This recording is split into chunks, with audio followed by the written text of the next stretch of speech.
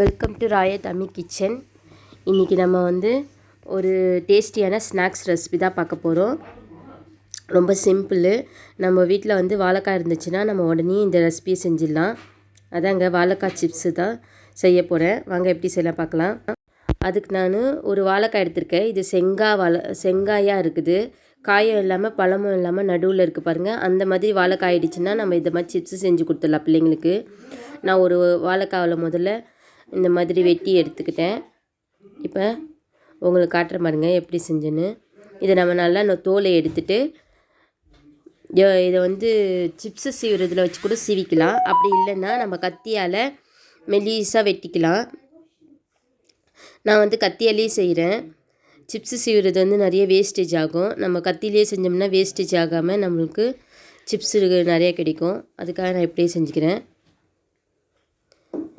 இந்த மாதிரி மெலிசாக நீங்கள் வெட்டணும். அது மாதிரி உங்களுக்கு மெலிசாக வெட்ட வரும் அப்படின்னா நீங்கள் இந்த மாதிரி கத்திலே வெட்டிக்கோங்க. அப்படி வராது அப்படின்னாங்கன்னா நீங்கள் சிப்ஸு வெட்டுறதுலேயே வெட்டிக்கலாம். இப்போ நான் 2 வாழைக்காவை நல்லா மெலிசாக கீறி எடுத்துக்கிட்டேன். இப்போ எண்ணெய் ஹீட் ஆகிட்டுருக்கு. அதுக்கு நடுவில் நம்ம கலர் கொடுக்கறதுக்கு 1 ஸ்பூன் மஞ்சத்தூளும் 1/2 ஸ்பூன் மஞ்சத்தூளும் 1/2 ஸ்பூன் உப்பும் சேர்த்து எண்ணெயில் நல்லா கலக்கி வச்சுக்கலாம். இந்த மாதிரி எண்ணெயில் நல்லா மிக்ஸ் பண்ணி வச்சுக்குவோம். சில பேர் தண்ணியில் மிக்ஸ் பண்ணுவாங்க. நம்ம ஆயிலில் சேர்க்குறதால ரொம்ப சத்தம் கொடுக்கும். அதனால் எண்ணெயிலையும் மிக்ஸ் பண்ணிக்கலாம். நம்மளுக்கு ஈஸியாக இருக்கும். இப்போ நல்லா ஹீட் ஆகிடுச்சு எண்ணெய். இப்போ நம்ம ஒன்றா போடணும். அது ஒட்டிக்கிட்டு இருந்தாலும் நீங்கள் பிரித்து போடணும். ரொம்ப ஈஸி. 5 மினிட்ஸில் செஞ்சிடலாம். ஒரே ஒரு வாழைக்காய் எடுத்து நம்ம சிப்ஸு செஞ்சு வீட்டிலே பிள்ளைங்களுக்கு ஆரோக்கியமாக நல்ல எண்ணெயில் பொரித்து கொடுக்கலாம்.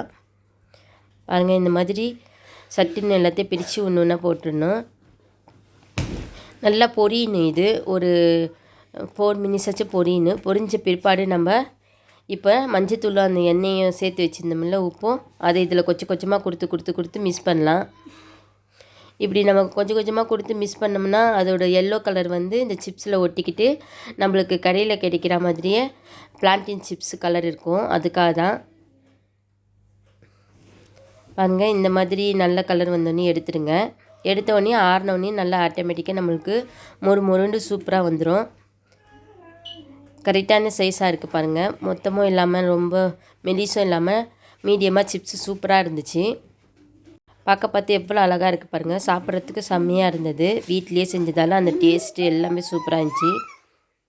அதுவும் நம்ம இந்த மாதிரி வாழைக்காய் வாங்கிட்டு கொஞ்சம் காய் பழமாக போகுதுன்னா அதில் செஞ்சோம்னா சிப்ஸ் ரொம்ப அருமையாக இருக்கும். நீங்களும் இந்த மெத்தடில் ட்ரை பண்ணி பாருங்கள். இந்த வீடியோ பிடிக்குன்னு நினைக்கிறேன். இதை பார்த்துட்டு எனக்கு மறக்காமல் லைக் பண்ணுங்கள், ஷேர் பண்ணுங்கள், சப்ஸ்கிரைப் பட்டனே சேர்த்து அழுத்திடுங்க. தேங்க்யூ.